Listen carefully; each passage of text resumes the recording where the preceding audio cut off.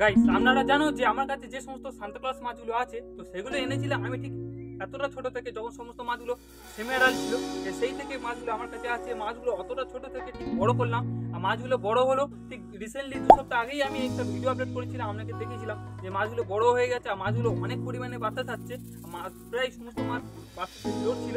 আর guys ঠিক 2 সপ্তাহ পরে মানে আজকের আমি ট্যাঙ্কের কাছে এসে দেখছি গাইস ওই ট্যাঙ্কের মধ্যে থেকে ম্যাক্সিমাম ফিশ সব উদা হয়ে গেছে, জানি না ঠিক কোথায় চলে গেল সমস্ত মাছগুলো।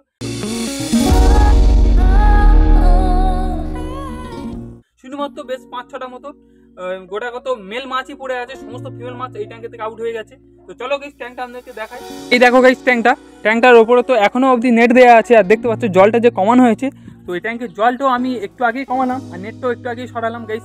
এর ট্যাঙ্কের ওপরে যে নেটটা দেওয়া আছে গাইস, কারণ এর আগেও আমার অনেক ট্যাঙ্কে এমন হয়েছে যে সাপে বগে ব্যাং মাছ অনেক খেয়ে গেছে, তো সেই জন্য এই ট্যাঙ্কটা খুব ভালোভাবে এখন নেট চাপা দেওয়া থাকে। দেখতে পাচ্ছ এই ট্যাঙ্কেও নেট আছে, সমস্ত ট্যাঙ্কগুলোতেই নেট দেওয়া আছে দেখো। তার সত্ত্বেও গাইস জানি না এই ট্যাঙ্কটার সাথে ঠিক কী ঘটলো, এই ট্যাঙ্কের থেকে বাকি মাছগুলো সব কোথায় গেল। এই দেখো বেশ এই ট্যাঙ্কে বেশ গোটা কত শুধুমাত্র মেল মাছই আছে। এই দেখো এই 3 পিস, ওই 1 পিস, বাকি গাইস এই দেখো এই 1 পিস। তো টোটাল এই 5 পিসের মতো মেল মাছ আমি পাচ্ছি, বাকি গাইস আর কোনো ফিমেল মাছ নেই। সমস্ত ফিমেল মাছের সাইজগুলো সব এইরকম বড় বড় হয়ে গেছিলো, ঠিক আছে।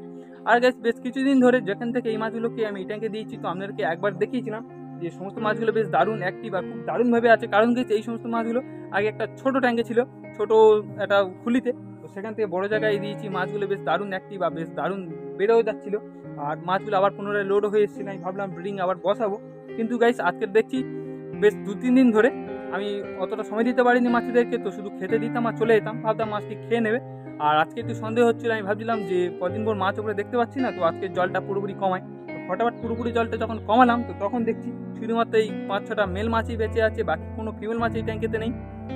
কিন্তু কি গাইস মাছগুলো সব কোথায় গেল? যদি এই ট্যাঙ্কেতে যদি মাছগুলো জল খারাপের জন্য মারা যেত তো অবশ্যই মরা মাছ তো আমি পেতাম, কিন্তু এতে কোনো মরা মাছও নেই, শুধুমাত্র মেল মাছগুলোই পড়ে আছে দেখো।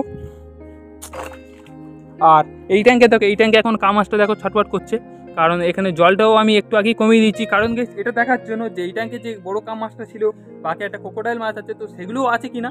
তো দেখছি গেছে এই ট্যাঙ্কেও কাম মাছও আছে, ক্রোকোডাইল মাছ, বাকি বেশ কিছু মলি ছিল, তো সেগুলোও আছে। তো এইটুকুনি তো শিওর যে কেউ মাছ এখান থেকে চুরি করে নিয়ে যায়নি। তো এতে হতে পারে যে কোনো কারণে কখনো সাপ নেমেছিল।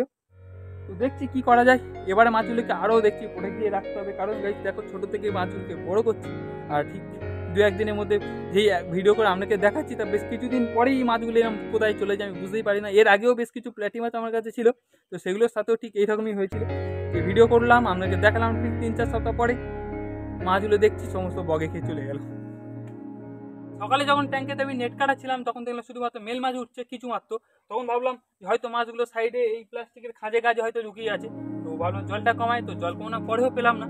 আর গাইস বেশ 2 সপ্তাহ আগে যখন আপনাকে ভিডিও করে দেখালাম যে এই সমস্ত মাছগুলো ব্রিডিং স্টার্ট করে দিয়েছে, তো তখনই ভাবলাম যে যখন মাছগুলো নেই, যে মাছগুলো যখন উদা হয়ে গেল, মাছগুলো পাওয়া যাচ্ছে না, এটাও আপনাদেরকে দেখানো উচিত, তো ভিডিও করে আপনাকে দেখিয়ে দিলাম। আর গাইস এই ভিডিওটার কমেন্ট বক্সে আপনারা অবশ্যই কমেন্ট করে জানাবে যে আপনাদের সাথেও এইরকম কোনোদিন ঘটেছে কিনা আপনাদের মাছেদের সাথে, তো সেটাও অবশ্যই লিখে দেবে, ঠিক আছে। তো চলো এইটুকুনি আপনাদেরকে দেখানো ছিল। এখন এই যে ট্যাঙ্কটা খালি হয়ে গেল, তো ট্যাঙ্কটাকে নতুন করে জল লোড করবো, আর এখান থেকে সমস্ত সান্তাক্লজ মাছগুলো তুলে নিয়ে অন্য একটা ট্যাঙ্কে শিফট করে দেবো। আর এই ট্যাঙ্কে শুধুমাত্র যে সমস্ত বিক্রির মলি মাছগুলো ছিল সেগুলো আর গোটা কত আছে সেগুলো এইখানে দেবো, বড় কামাসটাও এখানে দেবো। যে এইখানে এই যে ট্যাঙ্কটা আছে, তো এই ট্যাঙ্কেও নতুন করে জল ভরবো, কারণ এই সমস্ত ছোটো ছোটো বাচ্চা মলি মাছ ছাড়তে হবে। আর ওইদিকে যে নতুন ট্যাঙ্কটা আগে ভিডিওতে আমাকে দেখালাম নতুন বানিয়েছি, তো তাতেও নতুন মলি মাছ ছাড়তে হবে, সেই জন্য এই সমস্ত জলগুলো আজকে নতুন নতুন ভরে রাখবো।